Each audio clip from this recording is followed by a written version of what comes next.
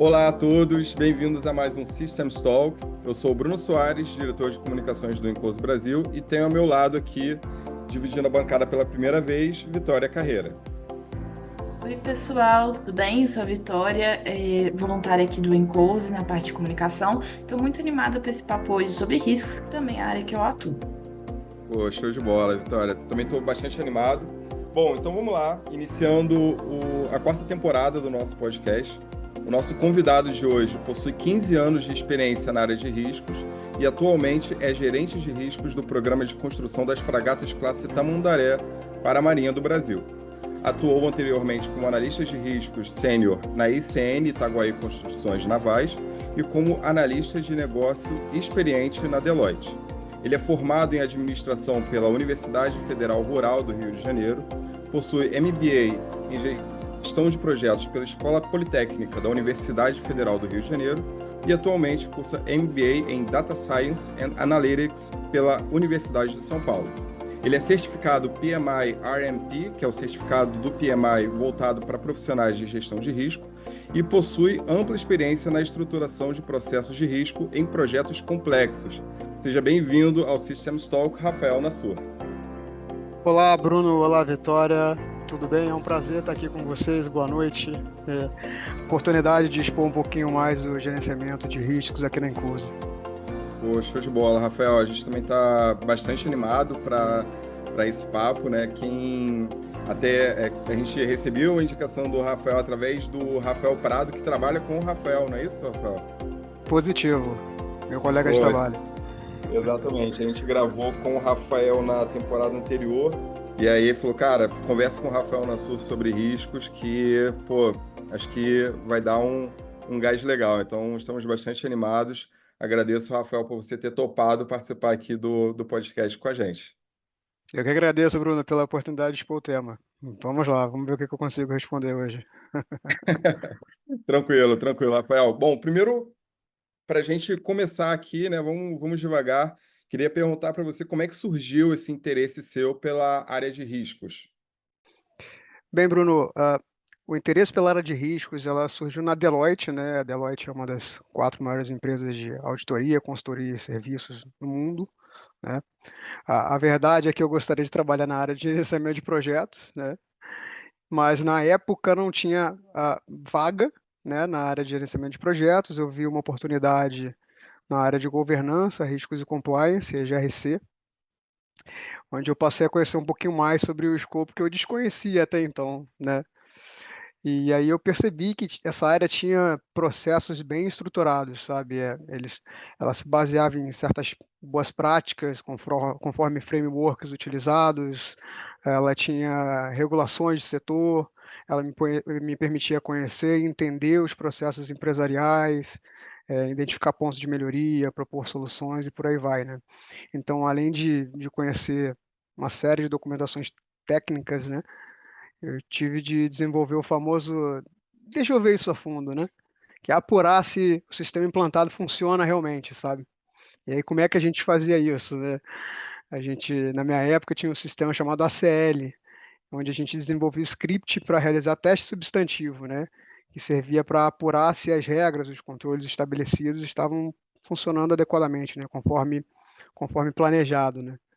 Então, assim, por exemplo, para testar se uma empresa estava seguindo uma política de segregação de funções, para aprovação de pagamentos acima de, não sei, vou dar um chute, 100 milhões. Você extraiu uma amostra da relação de pagamentos, e aí você via os que estavam acima de 100 milhões, onde estavam os aprovadores, era por e-mail, se não era por e-mail. Ao mesmo tempo, você pedia uma extração do sistema com os parâmetros cadastrados para aprovação desses pagamentos. Então, tinha uma lista de funcionários que podiam fazer aqueles pagamentos, né, que tinham alçada, né? E aí, se havia algum funcionário, por exemplo, que realizou um pagamento acima de um valor estipulado, ele conseguiu fazer isso, né, dentro do sistema, e ele não deveria ser permitido a fazer isso, esse achado ia para uma lista de findings, né? São os famosos findings de auditoria, né? Os achados de auditoria, e aí, que tende a aumentar o risco de um processo, né? E isso aí, obviamente, é um risco de desvio de verba, enfim, um pagamento realizado em não conformidade com a política da companhia. Então, assim, logo, essa área tinha contato com pessoas, tinha análise de processos, tinha regulamentações, tinha frameworks estruturados, investigação de documentações, dados de sistemas. Então, assim, tinha uma série de coisas, sabe? Então, eu vi que era uma área muito boa para aprendizado, né? Porque ela melhorava a gestão da companhia como um todo, né? Buscando maior confiabilidade nos dados financeiros divulgados ao público externo. Então, assim, eu gostei muito do que ela pôde me dar de retorno em termos de conhecimento. Então, eu resolvi continuar a minha jornada na área de gerenciamento de riscos. É engraçado, né, que você falou, né, pô, a princípio eu estava pensando em ir mais para a parte de gestão de Gerenciamento de projetos. projetos. Exatamente, mas é muito engraçado, né, quando alguma outra coisa, né, entra no caminho, às vezes no primeiro momento a gente até, tipo, não era bem isso que eu gostaria, e aí você meio que vai se apaixonando pela coisa, né, muito... É legal, né, quando isso acontece. É bem bacana. Nossa, é ótimo. Realmente, assim, eu tinha uma certa noção já de negócios e essa área me deu uma visibilidade muito boa em termos de como funcionam os processos de negócio, sabe? Uhum.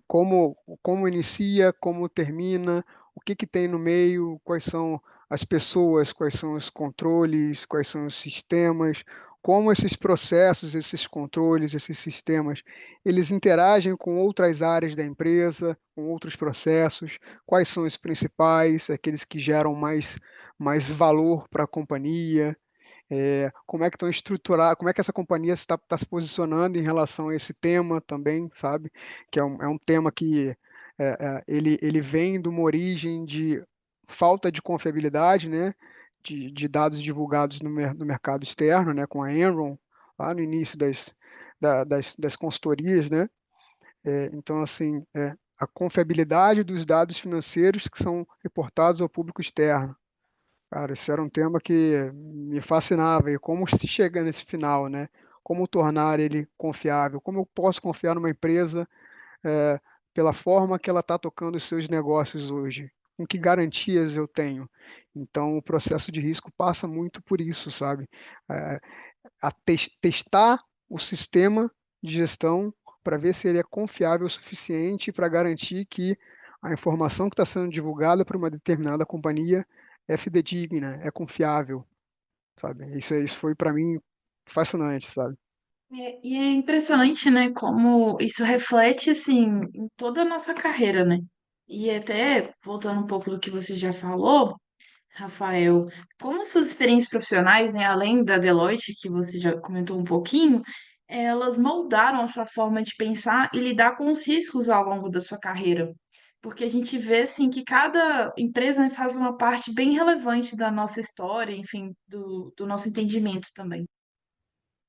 Legal, bacana a sua pergunta, Vitória. É, eu tenho algumas experiências profissionais que sim moldaram minha forma de pensar e lidar com os riscos ao longo da carreira, tá? A Deloitte foi a primeira delas, a segunda delas foi o ProSub, né?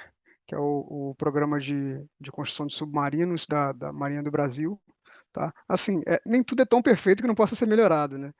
Então, assim, Exatamente. E como foi, né, também, esse pulo, né, de sair da Deloitte, que é bem corporativo, SOX, auditoria, né, de processos pois é. contábeis, e ir para projetos, assim, bem diferente, né?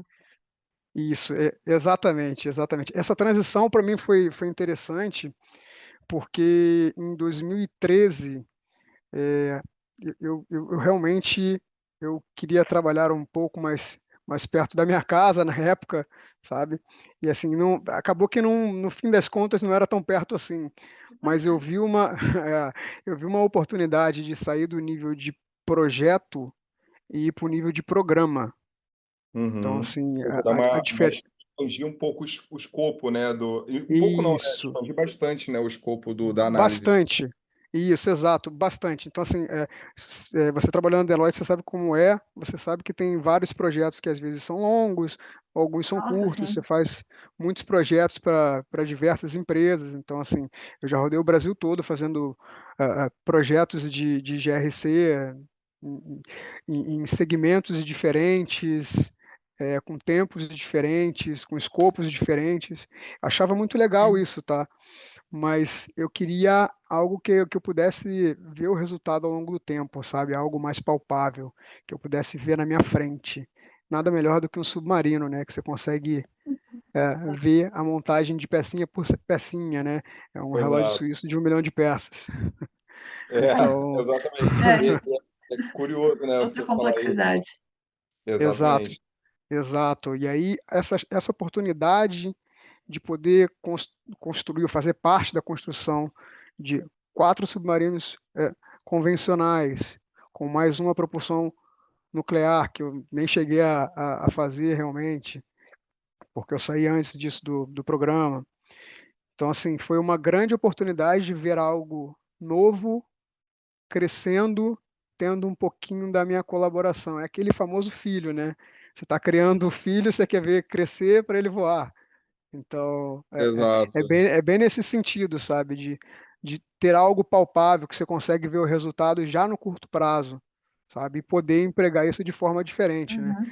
E aí, Vitória, respondendo a sua pergunta, eu vi também uma oportunidade de trabalhar com gerenciamento de projetos, então mais voltados para riscos de projetos, tá? Que é o que eu faço hoje em dia. Que Então, legal. eu decidi fazer essa transição porque eu não queria só o risco empresarial, eu queria o risco de projeto, né? Que envolvia Uhum. muito mais coisa aí no meio do caminho, né? Sim, Tá? claro, não é só mais risco operacional, financeiro, né? A gente está falando de coisas que impactam vidas, meio ambiente, é bem mais É, complexo, né? pois é. Eu tenho uma história aqui, eu não sei se eu devo contar, devo? Eu acho que você deveria. No ruim, a gente deixa aqui em segredo. Tá bom. Pode É. falar. Tá, tá bom. Então, assim, eu tenho uma história pessoal que, assim, se não fosse a forma de pensar e lidar com risco, poderia ter um desfecho bastante negativo, tá? Em 2019, eu e minha família, a gente estava se preparando para mudar para o Canadá, onde eu ia estudar, enfim, trabalhar. Estava tudo Uhum. pronto. Apartamento alugado, universidade paga, passagem aérea Uau. comprada, documentação, tudo certo. Despedida dos amigos, família, 6 caixas. Eis que havia começado a aumentar o Covid, 2019. Hum, isso Uhum. 2019, né? Foi Isso. ali Finalzinho, em né? 2020, né? Isso É, aí. 19 e 20, aí vamos lá. Aí eu sabia que ele existia, eu monitorava isso via o canal de notícias oficial do governo canadense. E aí, quando deu o início de 2020, o número de pessoas infectadas começou a aumentar exponencialmente. Minha viagem estava marcada para o início de abril, logo nos primeiros dias. E aí, em janeiro, eu decidi rever o meu planejamento, né? Eu decidi que eu tinha que fazer Claro. um buffer caso algo saísse errado, porque eu estava vendo um movimento diferente do que eu tinha visto nos últimos meses, né? E aí, a Uhum, cada mês que passava, esse número piorava. E aí, no fim de março, o governo anunciou o fechamento das fronteiras. Então, ou exatamente. seja, é, o que parecia bem provável aconteceu. Provável, Sim. probabilidade, risco, probabilidade, impacto. Então, Exato. se eu Então, não tivesse revisto o meu planejamento, me atualizado sobre os indicadores, enfim, talvez eu tivesse numa situação bastante indelicada, né, com um filho de 1 ano na época, e eu Caramba. não estava trabalhando, né, devido à mudança de lugar. Então, essa é a experiência que eu queria compartilhar com vocês. Então, se não fosse essa visão de riscos, talvez eu é não na vida conseguisse ter pessoal, feito né? tão. É na Sim, vida pessoal que a gente testa realmente o que a gente aprende. exatamente. Exatamente. Exatamente. É muito. Obrigado, Rafael, por ter compartilhado isso, assim. E realmente foi. Pegou todo mundo meio que de surpresa, vou colocar assim, né? Óbvio, a gente estava vendo como a coisa estava acontecendo, mas era algo que até então tinha muito poucos precedentes a respeito em relação a gente ter uma noção real do impacto que isso teria, né? Porque, de fato, durou anos, né? Essa questão do Covid aqui, né? Então, assim, falou ali atrás, né? Pô, comecei a trabalhar, encontrei um negócio bem estruturado, com referências a partir das quais eu aprendi isso, daí com o tempo e tendo essas experiências, aplicando isso em projetos, isso foi mudando a sua mentalidade. Da mesma forma que a gestão de riscos acabou entrando na sua vida, né? Meio que de uma forma, até certo ponto, assim, inesperada, vou colocar assim. A engenharia de sistemas também Sim, aconteceu mais ou claro. menos assim comigo, assim, eu comecei a trabalhar com engenharia de sistemas, aí que foi aprender o que era engenharia de sistemas, e aí, pô, caramba, que negócio legal e tal, aí você meio que vai se aprofundando e aí entende que, acho que assim como a gestão de riscos, é até além do que de uma disciplina, academicamente falando, né? É meio que uma forma de se pensar e uma forma até De ver o de. mundo, né? Uhum. Exatamente, é uma forma de ver o mundo, assim, muito maneiro, Rafael, essa experiência. Bacana. Tem um complemento a mais aqui, Bruno, que é o seguinte: já voltando na pergunta, como é que elas moldaram a experiência, né, profissional? Nessa situação, por exemplo, é, a experiência com gestão de riscos te permite, com mais facilidade, fazer uma leitura de contexto. Você consegue identificar as variáveis rapidamente, depois que você está treinado em gerenciamento de riscos. Você está treinado em ver tanto processo, identificar tanta falha, ver onde estão as famosas zonas cinzas. Então, Os assim, fatores de risco, né? os Falando fatores, tecnicamente exato, aqui. Sim, são os tecnicamente, fatores. os fatores de Sim. risco. Quando você consegue identificar esses fatores de risco, você consegue tratar melhor o risco. Então, assim, é muito mais eficaz, né? Porque você está atuando na raiz, como a Vitória bem pontuou. Pô, muito Então, legal. E eu acho que a gente até consegue puxar, né, um pouco. Eu vou até pegar esse gancho que você falou, né, do quando a gente tem essa experiência, a gente acaba tendo um olhar mais apurado para para os fatores de risco, para essas zonas cinzentas que você falou.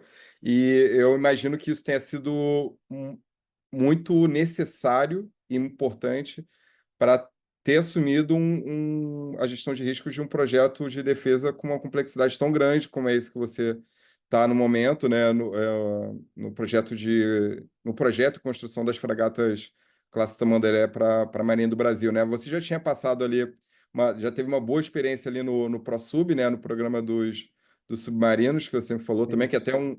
são sistemas com uma complexidade até maior do que os navios, né, propriamente falando, mas eu imagino que essa mentalidade, essa forma de ver, ter esse olhar mais treinado para risco, seja algo muito valioso para trabalhar com a gestão de riscos em um projeto de tanta complexidade, né? Perfeito, Bruno.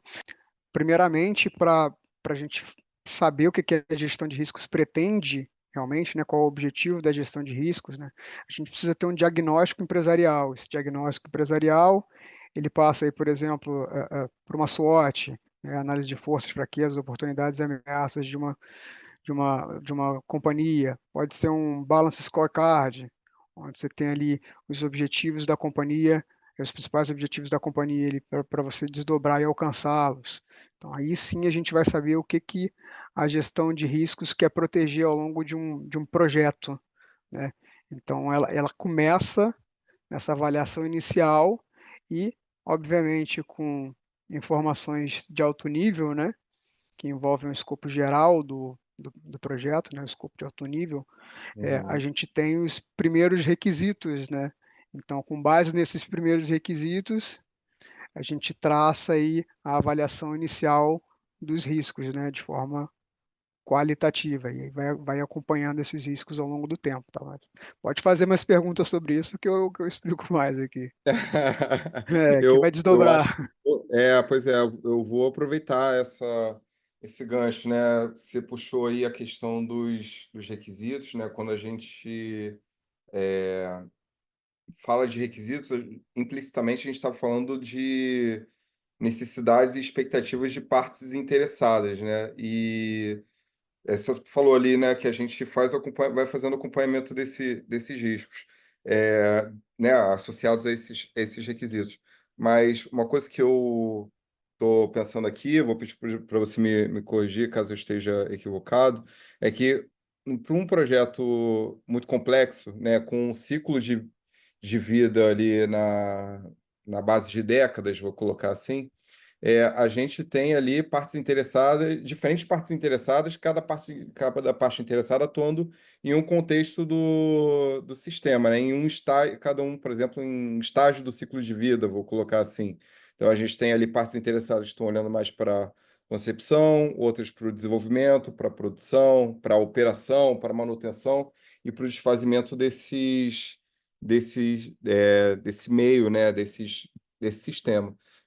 E aí me parece que assim é algo relativamente comum de acontecer é que algumas necessidades e expectativas acabam sendo um pouco conflitantes entre si.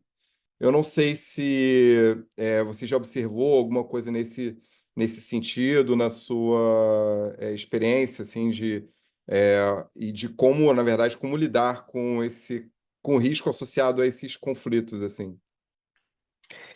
Bem, Bruno, isso é constante em gerenciamento de riscos, né? Expectativas que talvez não sejam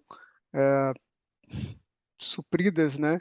Quando o Uhum, produto é entregue ou é feito o seu primeiro release. Então, assim, o que eu recomendo é sempre a gente chamar o cliente para efetivamente validar se o escopo, na visão dele, atende à expectativa, né? Então, assim, você perfeito. fazer essas validações parciais é importante para você prosseguir e depois chegar lá na frente, se você não tem a validação num estágio mais embrionário, o cliente falar assim, ah, não, mas não é isso que eu espero, não está de acordo com o que a gente tem conversado e eu acho que dessa forma a gente não vai cumprir o requisito. Você já pensou quanto espaço você teria que voltar para poder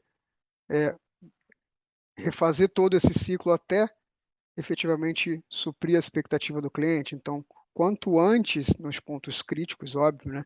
Quanto antes você chamar o cliente para junto e validar o escopo, acho que melhora bastante a gestão de conflitos, tá? Perfeito, faz todo sentido, assim, né? E aí, essa questão da comunicação é um negócio que eu tenho bastante curiosidade, né? Eu não Uhum. sei como é que... Porque, de novo, vou pedir para você me corrigir se eu estiver equivocado aqui. Mas, além da comunicação com o cliente, ou seja, comunicação com essas partes interessadas, fora do escopo ali, fora do contexto da empresa em que você está inserido, também tem as partes interessadas dentro da empresa, né? A gente Positivo. está lidando aí com um projeto complexo, então, ó, me parece fazer sentido para mim que o esforço ali de projeto, de desenvolvimento daquilo também não fica não, talvez não fique centralizado, talvez fique descentralizado. Então, assim, também tem partes interessadas dentro da equipe de trabalho, vou colocar assim, e acho que ter essa comunicação com eles talvez seja tão importante quanto com a parte interessada tá externa ao contexto da empresa. Não sei se faz sentido isso que eu te falei agora. Faz todo sentido, tá, Bruno? Sim, como já é de interesse público, né? A, a SP Águas Azuis, que é a empresa que eu faço parte hoje, ela é como se fosse a ponta, a ponta do projeto para reporte ao cliente, né? Para efetivamente levar o resultado do programa ao cliente. E internamente nós temos várias companhias diferentes, tá? São acionistas diferentes. Então a gente tem que suprir, vamos dizer assim, atender as expectativas das partes interessadas internas, entrar num acordo internamente, né, ir por uma linha de raciocínio Uhum, internamente, para depois a gente fazer a comunicação da forma mais assertiva possível ao cliente, né? perfeito. Até para Por que isso não que haja existem esses uma hubs, né? dissonância, né? Isso, Perdão. exato. Imagina muitos pontos diferentes falando com o cliente, cada um de uma forma diferente. Então, assim, tem que ter essa integração. Integração é extremamente importante num programa, porque não é só o produto que é complexo, as comunicações são complexas. Você tem pessoas de empresas diferentes, com culturas corporativas diferentes, jeitos de ser diferentes, sistemas diferentes.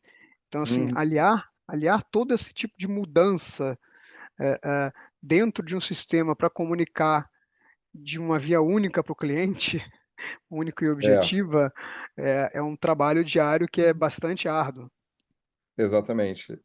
Quando eu tive a oportunidade de fazer um treinamento em engenharia de sistemas, e aí conversando com o gerente de engenharia de sistemas na época da empresa, ele falou, estava começando ainda a estudar engenharia de sistemas, tinha pego ali na época o manual do Incoso para dar uma lida no manual, li umas 2 ou 3 vezes antes de fazer o treinamento para eu chegar lá e falar, não, o básico eu sei, a teoria eu sei, eu quero aprender a prática, né?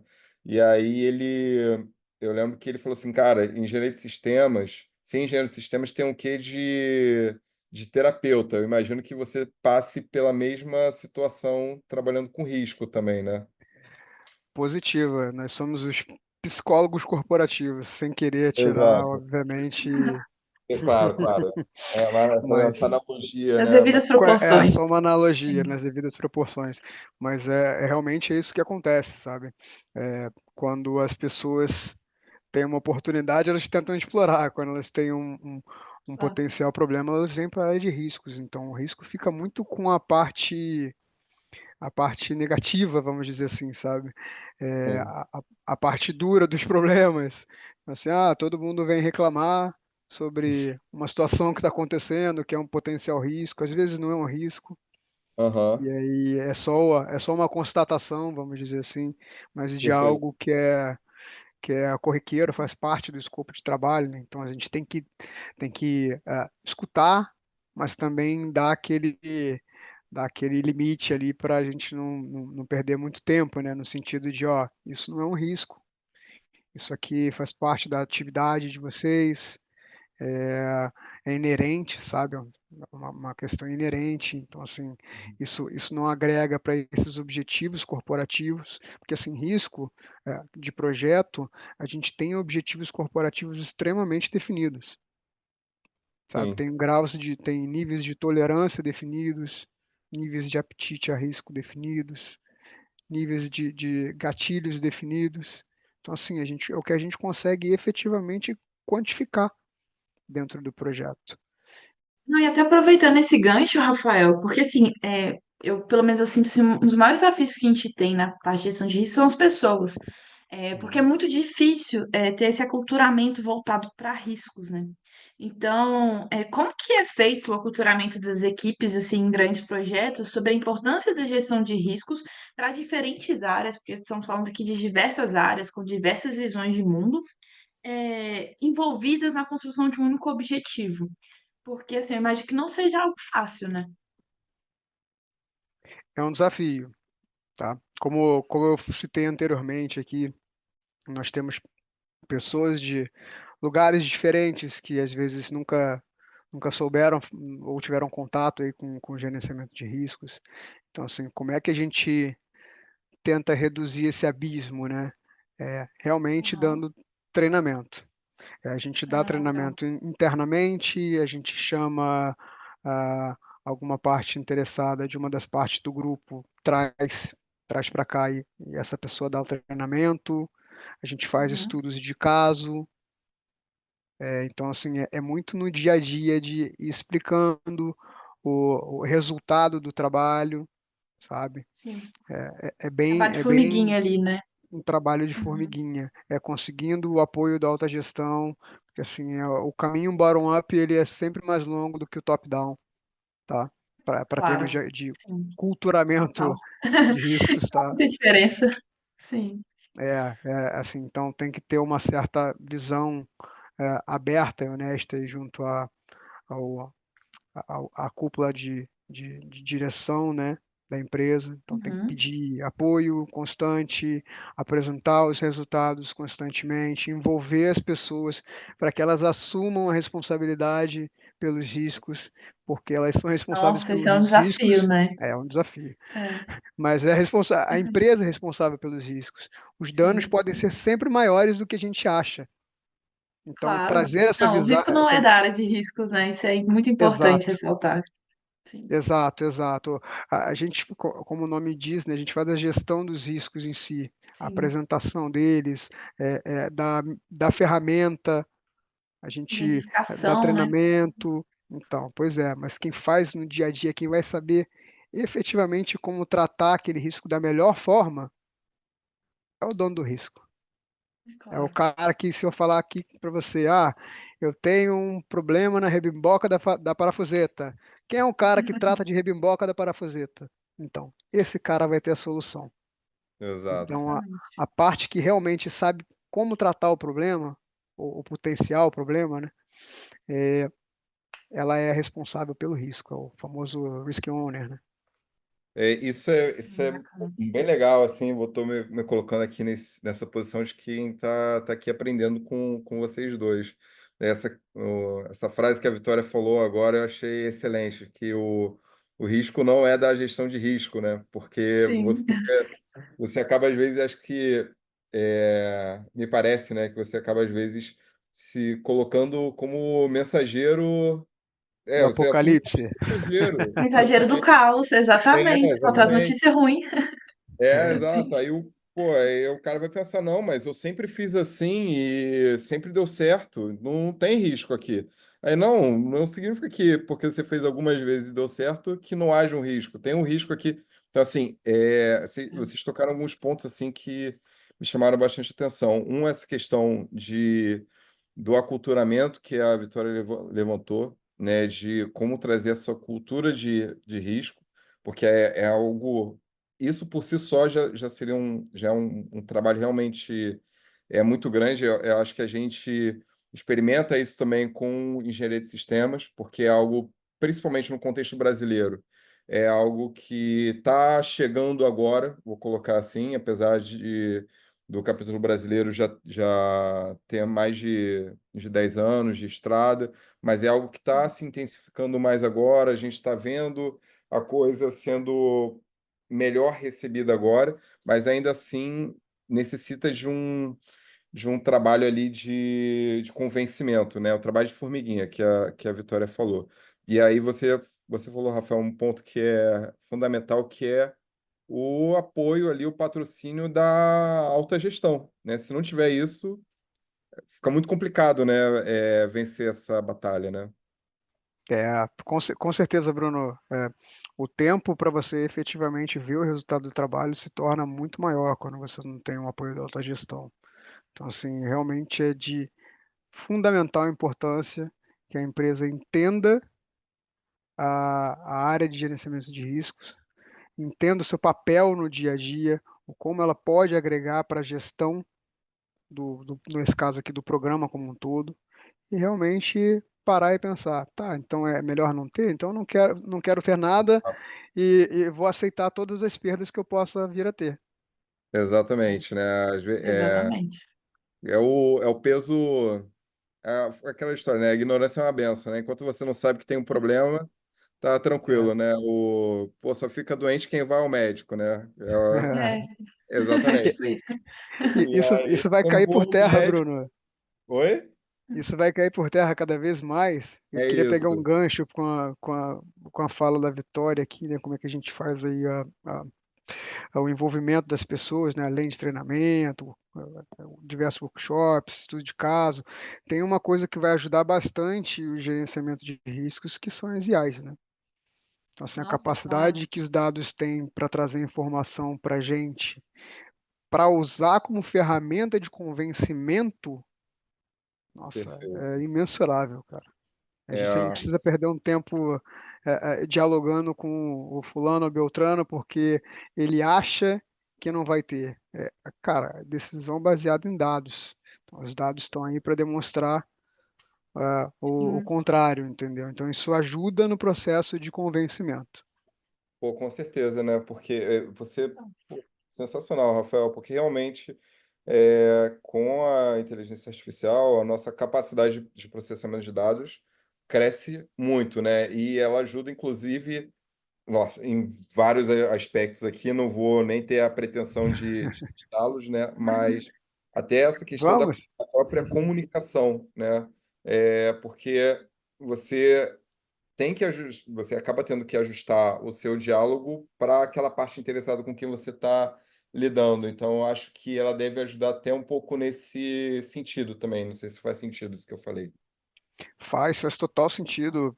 Por exemplo, Bruno, faz sentido para isso, faz sentido para melhoria de processo, faz sentido para lições aprendidas, para você utilizar lições aprendidas rapidamente, porque quanto maior a quantidade de dados estruturados você tem dentro do teu sistema de riscos, por exemplo, maior é a capacidade de você extrair esses dados de forma inteligente e usar esses dados a seu favor, por exemplo, é, algum problema específico, algum risco específico que foi aplicado em três, quatro projetos anteriores, que ele existiu nesses projetos anteriores. A partir do momento que você tem isso numa grande base de dados, você faz uma consulta, você consegue ver, por exemplo, esse cara aqui, esse risco aqui, ele ocorreu efetivamente nesse momento do projeto. Então, quando a gente for chegando perto desse momento do projeto, a gente consegue consultar os riscos nos próximos 6 meses e aí a gente identifica esse risco e fala, cara, não, aqui ó, a gente quantificou ele dessa forma, as soluções utilizadas foram essas, o que que a gente já consegue implementar agora para evitar que esse risco aconteça?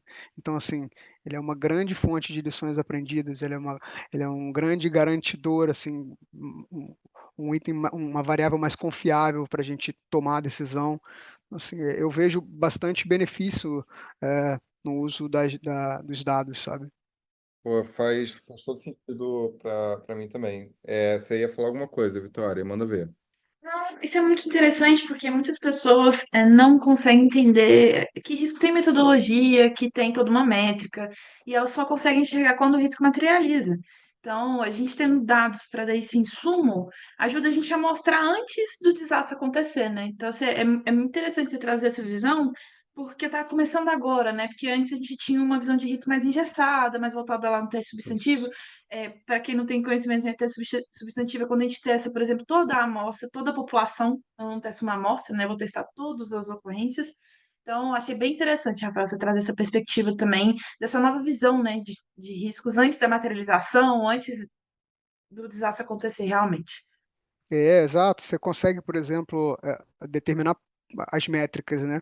Se você tem um sistema de riscos bem estruturado, você consegue determinar no tempo qual é o evento que, que geraria um gatilho para esse seu risco. Por exemplo, se você pega num projeto anterior e você viu que o fornecedor ABC ele teve um atraso de 20 dias numa etapa em fábrica dele, tá?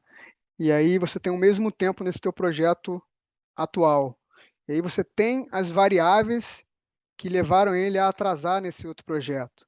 Então, se você define para esse projeto atual, Uhum. ó, se ele atingir essa variável aqui, nesse nível aqui, a chance desse risco ocorrer é extremamente alta. Então, ele vai ser o meu gatilho. Muito Então, ele pode legal. ser utilizado como teu gatilho, para você considerar ele como se fosse efetivamente um risco e já startar um plano de contingência, entendeu? Então, assim, são coisas que dá para fazer automaticamente. Só que você precisa de estruturar os dados, as informações, Uhum. fazer as parametrizações para você poder fazer Sim. uma aplicação cíclica de projeto a projeto e realimentando com a informação que sai de um projeto para um próximo projeto. E aí, isso que eu estou falando aqui serve para prazo, serve para custo, serve para requisitos. Vamos entrar em requisitos de novo? Tá, então vamos falar aqui. Tivemos que mudar algum requisito do produto ao longo do tempo, tá? Quantas modificações a gente teve nesse requisito XYZ? Tá, então esse requisito aqui ele tem uma chance maior de modificação, então tem um risco de modificação dele muito alto. Então como é que a gente pode evitar que isso aconteça? Então a gente Nossa, traz legal. esse ensinamento para cá e na hora da Uhum. gente abrir a nossa lista de requisitos, vai falar, cara, esse aqui, ó, são os riscos que talvez a gente tenha que, esses são os requisitos que a gente talvez tenha que prestar um pouco mais de atenção, porque eles já geraram um certo risco num projeto anterior, entendeu? Então você consegue utilizar isso a seu favor, né? A favor da companhia.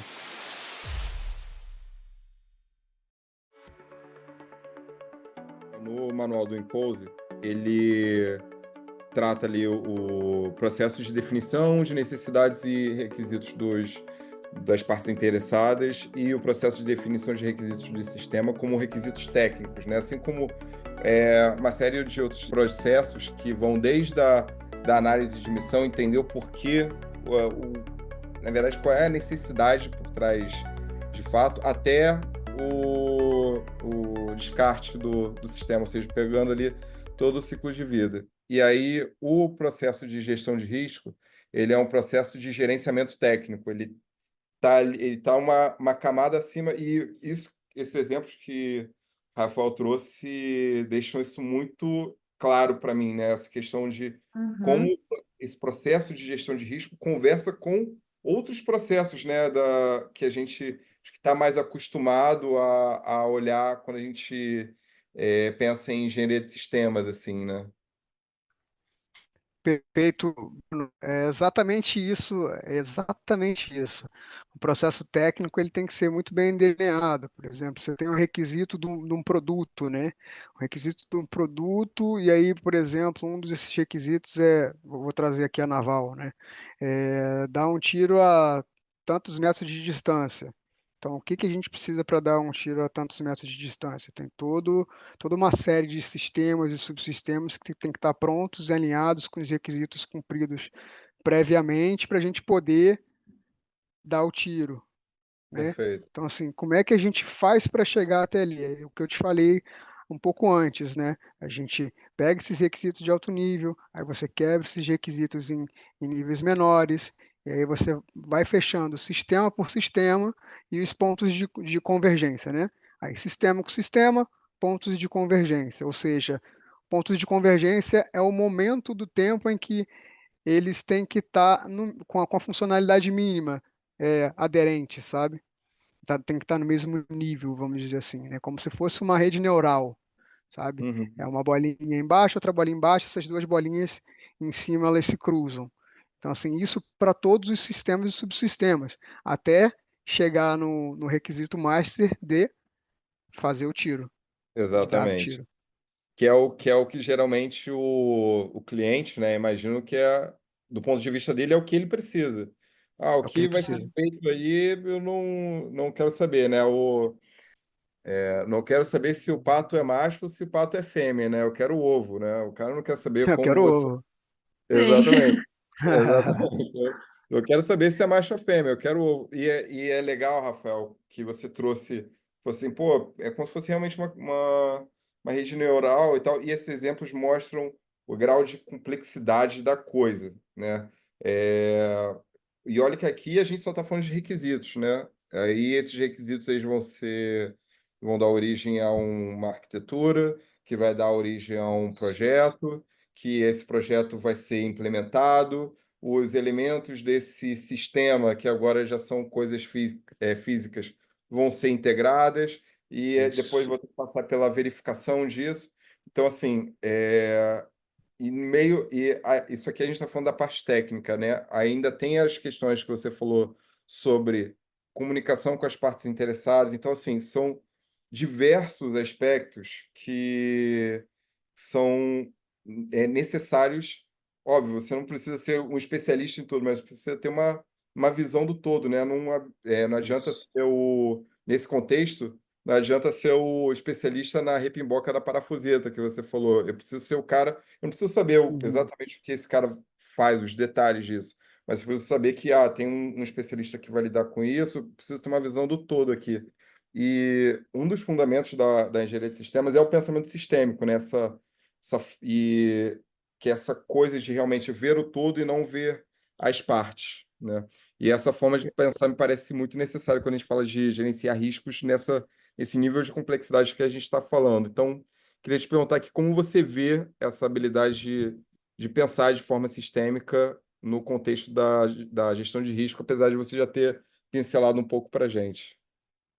Bem, respondendo, o processo técnico e o processo de gestão, eles tendem a andar bem juntos, né? Você imagina numa situação em que você tem um release de um cumprimento de requisitos, né? E você não tem o aceite do cliente. Você imagina Exatamente. frustrar as expectativas? Nossa, Pois é. Então, sim. E aí quando chegar para entregar aí, falar, pô, não era isso daqui, aí e aí agora, né? Volta tudo, como é que faz? Encontra o meio termo, mas aí o então o problema release é muito, é né? exatamente para isso. É para evitar que a gente tenha problema lá no final e que a gente possa aparar pequenas partes dos requisitos, né? É muito mais fácil você aparar um pedacinho do que ter que fazer um todo de novo, né? Claro, com Então, E é assim, certeza. interessante, né? Pensar que a gente hoje vê muito projetos de software, que a gente faz um rollback. É claro que vai ter todo um gasto, mas aqui a gente está falando de projetos que gastam meses, anos. Então, assim, o anos impacto é gigantesco, né? Nesse tipo de situação. gigantesco. Gigantesco. Uma vez eu teve um projeto de desenvolvimento de software que foi avançando nas funcionalidades, testes de qualificação, a equipe de projeto reportando o nível de progresso razoável ao longo do tempo. E aí os stakeholders bem felizes, sabe? E aí, num determinado ponto, devido à complexidade do desenvolvimento, o time técnico encontrou uma série de dificuldades de entregar o software na versão final da data planejada.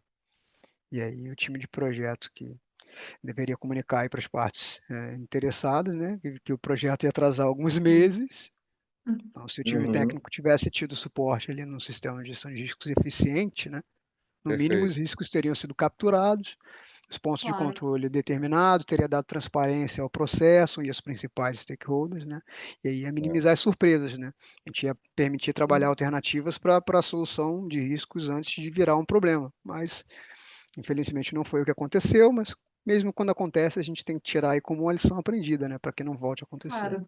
Com A ideia certeza. é essa, né? Não é saber de tudo, é minimizar não saber de tudo. Os impactos. Sim, é Exato. verdade. E até aproveitando esse gancho, de acordo com o nosso manual do Enclose, né, os conceitos de metodologia utilizados para gestão de riscos também são feitos para gerenciar oportunidades, né, que vai bem de encontro com o que a gente estava falando. Como esse entendimento faz sentido para você? Como que você aplica no dia a dia essa visão? Bem, gestão de oportunidades é um tema extremamente delicado. É, nas minhas conversas iniciais com o Bruno, eu até citei gerenciamento de risco de projeto. Geralmente você fica com o rótulo de gerenciamento de risco e não de oportunidade. O PMI, por exemplo, no Sim, RMP, que é a certificação que eu possuo, ela tem uma visão de risco positivo e risco negativo. Essa Essa visão nomenclatura por si só não já pegou. deve. e é É, bem já, diferente, né? É É bem bem diferente do que a diferente. gente vê no mercado, sim. Eu prefiro também nomear como oportunidade. é, Às Para mim, o vezes a grande. própria nomenclatura advoga um pouco contra, eu acho, né, nesse trabalho de Uhum. convencimento. Não sei, estou falando Sim, aqui sim, no. eu concordo, Bruno. Concordo. É, Para mim, na minha opinião, também. joga contra, tá? Eu prefiro também o termo oportunidade, tá?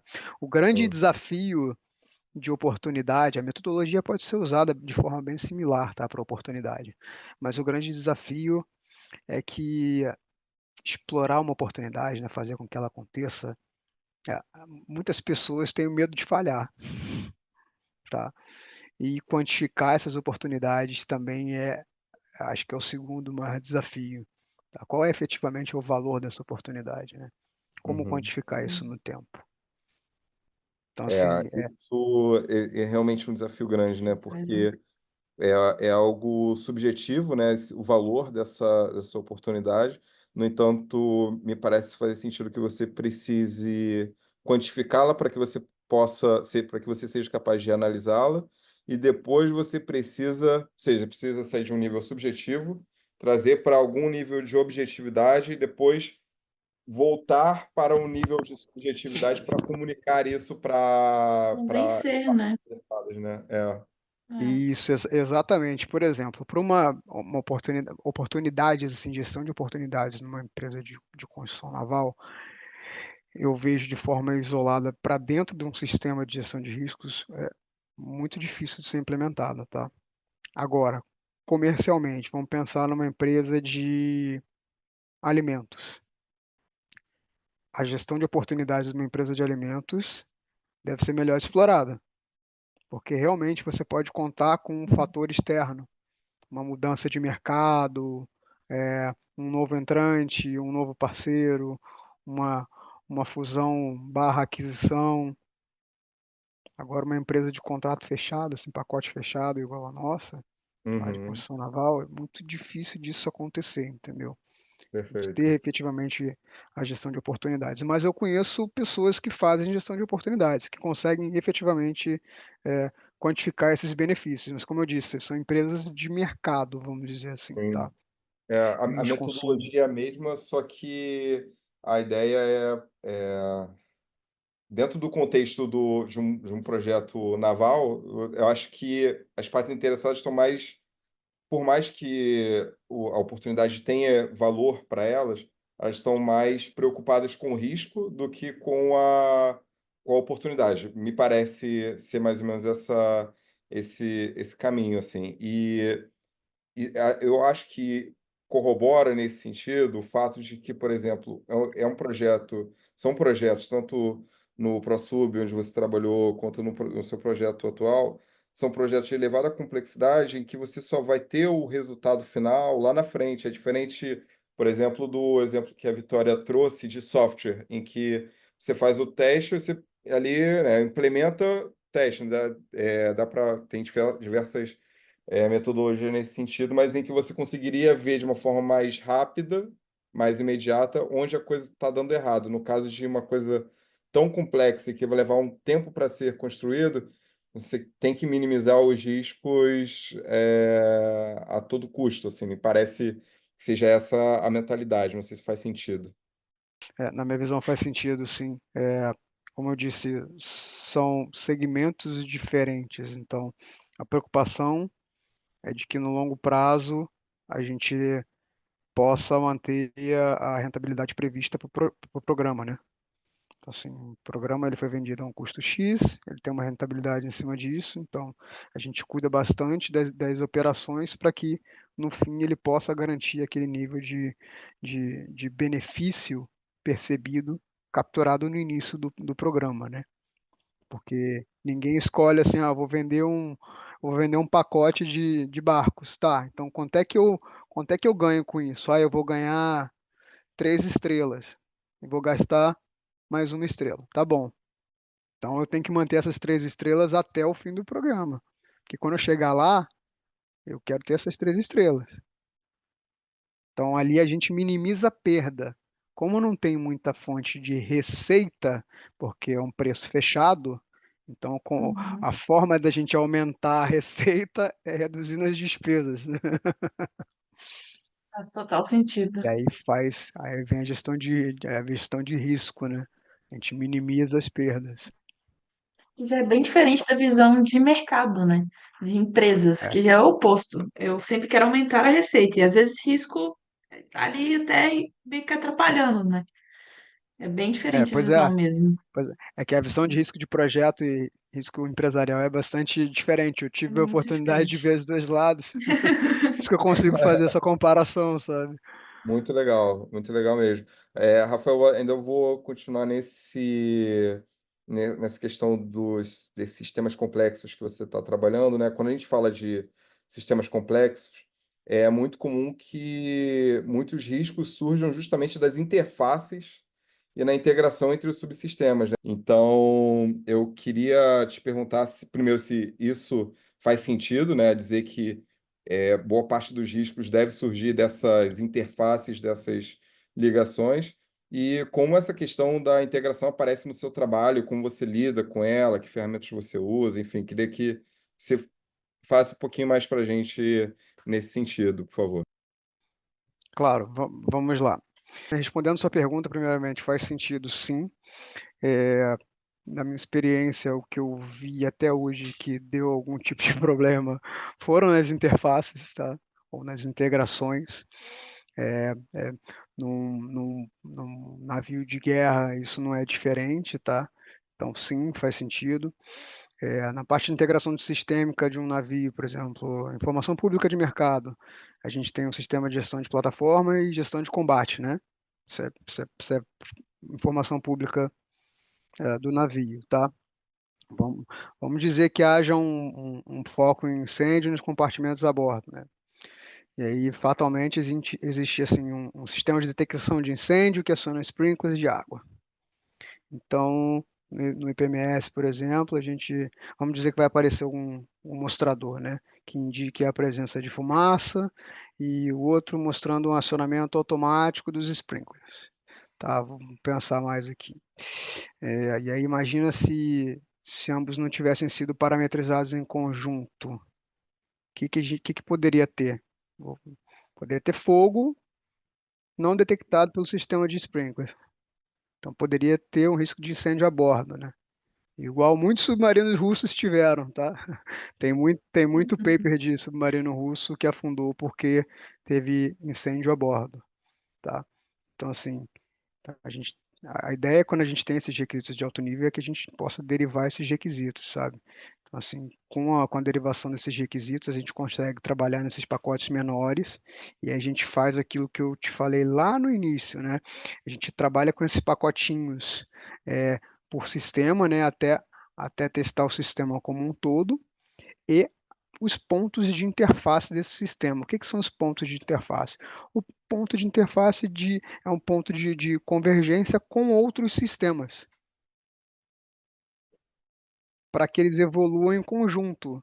E isso Exatamente. Porque minimiza esse o é o risco. desafio, né, da coisa, né? Porque, beleza, você tem um sistema muito complexo, eu vou dividir isso daqui em coisas gerenciáveis, vou colocar assim. Mas não Isso. adianta nada cada grupo aqui ser feito da melhor forma possível se quando eu for fazer a ligação entre eles, a coisa não, o Lego não encaixar. Aí, um abraço, né? É bem isso, Bruno. A gente tem isso tanto em submarino quanto em fragata, que a visão ela deixa de ser geográfica em algum momento e ela passa a ser funcional, né? Ou seja, ela Exato. perde aquela visão de, eu estou construindo bloquinho por bloquinho, olhando só os bloquinhos, e aí ela passa a ter aquela visão sistêmica. Não, calma aí, deixa eu olhar o sistema como um todo. Vou olhar sistema por sistema e os subsistemas do sistema. E aí a gente vai Uhum. fazer essa divisão, vamos dizer assim, né, a nível de compartimento. E aí você vai testando cada um deles de ponta a ponta. O sistema está fazendo a funcionalidade que ele deveria fazer. Ponta a ponta testado? Testado, ok. E a gente vai para Bem. um outro trecho, para ver se o sistema está funcionando naquela outra parte. Depois, de forma integrada, Uhum. integrada nele e integrada com outros sistemas. Esse exemplo que eu dei aqui acima são sistemas dependentes, né? Tipo, Sim, se eu não tenho a detecção da fumaça, eu não tenho acionamento do sprinkler. Então, eu preciso que os sistemas estejam integrados, senão a gente corre um grande risco de ter algum impacto no navio. E aí, exatamente. como é que a gente faz? Quais são as ferramentas que a gente pode utilizar? Aí realmente, a gente pode ter um planejamento sequenciado, em que a gente faça esses releases de forma coordenada. A gente pode usar simuladores para detectar bugs, né? Fazer pré-testes. Então, assim, tem várias formas aí de minimizar os erros ao longo da integração dos sistemas, né? Muito interessante, Rafael. E assim, voltando em algo que você tinha até comentado anteriormente sobre a certificação PMI que você possui, você acha que essa certificação te trouxe uma visão mais estruturada na parte de gestão de riscos? Se você puder falar um pouco mais sobre certificação e sobre outras também que você considera importante para quem quer trabalhar nessa área, por favor. Claro, vamos lá. Bem, eu já tinha um conhecimento de gerenciamento de projetos, então, assim, eu sempre recomendo que a pessoa que vai tratar de gerenciamento de risco de projeto, como o nome já diz, né, tenha um conhecimento razoável de gerenciamento de projetos, tá? Eu acho que a Risk Management Professional, que é a certificação RMP do PMI, que é específica para trabalhar com gerenciamento de risco de projetos, ela vale sim a pena, tá? Ela consegue dar uma abrangência boa na área de programas, assim, se vê a necessidade de elaborar a estrutura de governança de risco mais robusta, um processo bastante estruturado, então ela captura boas práticas de gerenciamento de risco, sabe? Ela é coletada, essas boas práticas são coletadas ao redor do mundo, então tem vários colaboradores Uhum. que já Legal. tiveram experiências, e aí eles fazem esse sistema processual, né? Que o PMI trabalha. Então, tem um processo estruturado de gerenciamento de riscos. Então, assim, para um programa, é melhor você ter essa estrutura um pouco mais robusta, tá? Então, eu sim vi bastante utilidade de ter o RMP para gestão de programas, tá? Então, eu recomendo. É, ela, ela tem ferramentas e técnicas, você vai estudar bastante sobre isso. Ela tem integração com outras áreas de conhecimento. Então, se você quer trabalhar com gerenciamento de risco de projeto, sim, ela é extremamente importante. É, Legal. tem outras, óbvio, mas não na área de gerenciamento de risco de projetos, mas tem outras certificações que eu gosto bastante, CRMP, CRISC, Uhum. CRM, tem uma porção de outras certificações, mas para especificamente risco de projeto, eu indico a RMP, tá? Muito legal mesmo. Excelente Legal. pergunta, Vitória. Rafael, já até partindo um pouco pro fim do nosso programa, infelizmente, porque o papo está muito bom, né? Eu queria te perguntar quais conselhos você daria para quem está começando na área de riscos ou para quem quer começar com a área de riscos, apesar de você já ter pincelado um pouquinho nesse sentido. Sem problemas, vamos lá. Bem, eu indicaria o seguinte. Eu diria para estudar bastante sobre processos, projetos e riscos, tá? A primeira etapa, que você consegue entender como é que funcionam as etapas de um processo para você entender que um projeto é feito de N processos, tá? E que esses processos nem sempre eles são perfeitos, então a gente tem a correlação com os riscos, tá? Segundo, é, faça sim certificações para aprimorar o conhecimento, para ganhar mais robustez na implementação de metodologias, tá? Que são testadas. Então, isso te dá uma exposição de mercado boa e te dá uma base teórica bastante valiosa para você fazer a implantação de um sistema de gestão de risco, tá? Terceiro, trabalhar em projetos diferentes, né? Esse conhecimento é fundamental, né? Trazer soluções de outros projetos para poderem ser aplicadas no momento atual é de extrema relevância. Acho que eu já citei isso aqui anteriormente, né? Sim. Então, Como quarto. isso. Uhum. Acho que até na Deloitte, né, que você tinha mencionado que você trabalhava com vários projetos e aplicando ali aquela metodologia, né, os seus conhecimentos em diferentes contextos, né? Isso vai te dando mais maturidade, né, enfim, aplicar esses conhecimentos, colocar a coisa na prática, enfim, né? Sim, sem dúvida, é exatamente isso, tá? Você pegar realmente esse conhecimento e ver o que que deu certo para uma área que pode dar para outra também. Porque assim, você tem muito contato com soluções, que é o que a gente quer. Então, assim, você tem contato com essas soluções, você pode extraí-las e aplicar no outro contexto. E aí por isso que eu disse que é importante você saber ler o contexto. Você está lendo o contexto, você consegue fazer uma ligação com algum projeto anterior e falar assim, aqui a gente já teve em algum momento uma solução que resolveu esse tipo de problema. Vamos ver se encaixa aqui. Já E aí passei você por isso antes, né? Talvez vai que Exato, a mesma solução se encaixe, né? possa Por ser mais, aplicado. Pode até não ser, né? Mas você já tem um bom ponto de partida, né? Isso, exatamente. E a ideia é essa, estimular a discussão. Você pode não ter a solução imediata, mas talvez a Sim. sua solução inicial ela possa ser a ponta para o cara que tem até mais experiência naquela área específica, falar assim, opa, a gente não é exatamente isso, mas a gente pode fazer algo nesse sentido. Pô, Exato. Muito beleza, legal. então você já deu a solução para o Muito cara. legal. Ótimo.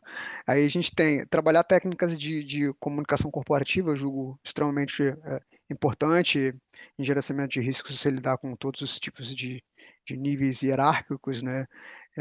Desde do presidente até o cara do chão de fábrica, tá? Então isso Sim. acontece no dia a Nossa, isso é dia, muito verdade, né? Sim. bastante verdade. Às vezes eu estou no chão de fábrica, falando com alguém do chão de fábrica, e aí à tarde você tem uma reunião Um corporativa reporte, né? com alta Sim. gestão. E tem, É. Uhum. acontece, sabe? Então, assim, essa comunicação corporativa, essa capacidade de também ser flexível no momento da comunicação é extremamente importante, tá? E aí vai também a habilidade de negociação, mediação, né? Nem sempre as pessoas aceitam as coisas de início, então tem que ter aquele convencimento, né? Você vai precisar disso no dia a dia para desenvolver o teu trabalho. E acho que Uhum. por fim é ficar antenado no que acontece no mundo. Exemplo do que a gente falou da IA, né? Como essas tecnologias podem ajudar na identificação e tratamento de riscos, né? Quais são os novos riscos que podem vir oriundos de uma implantação é, não estruturada dessas tecnologias, né? Não adianta aplicar por aplicar, sem saber os reveses, né? É, então acho que é isso. Não, muito legal, Rafael. Muito legal. E aproveitando até esse gancho, você tem indicações de leituras, referências, cursos, até podcasts, né, que você gostaria de deixar para a nossa audiência? Pode estar até mesmo relacionado com a área de riscos ou algo que te inspirou e ajudou na sua forma de pensar hoje que você possui.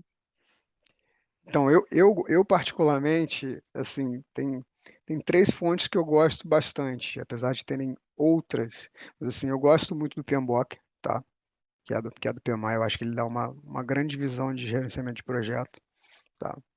O segundo é um livro do John Holman, tá? Que chama Project Risk Quantification, a quantificação de risco de projeto. Então ele dá uma, Uhum. dá uma visão aí de como é que funciona a quantificação de risco de projeto, tá? E o terceiro é o Dr. Risk.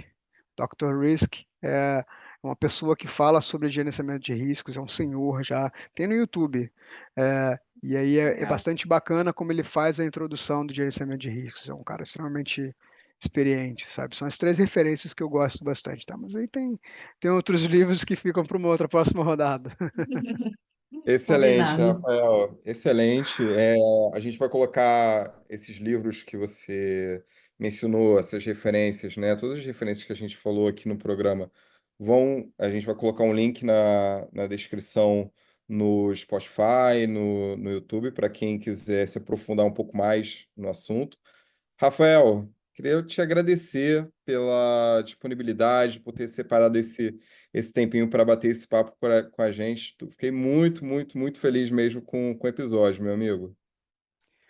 Bruno, eu que agradeço. Foi um grande prazer poder compartilhar um pouquinho mais da minha experiência, da experiência de gerenciamento de riscos, criar mais gestores de risco no mundo, né?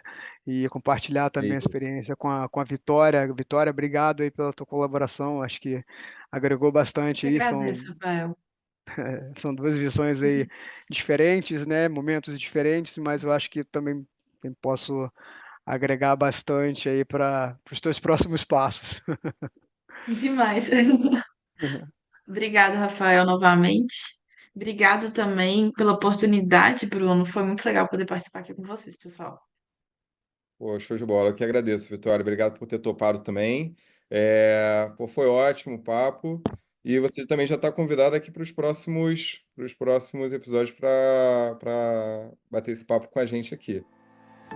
Bom, esse foi o Systems Talk, o podcast do Enclose Brasil. Acompanhe as nossas atividades no LinkedIn, Instagram, Spotify e YouTube.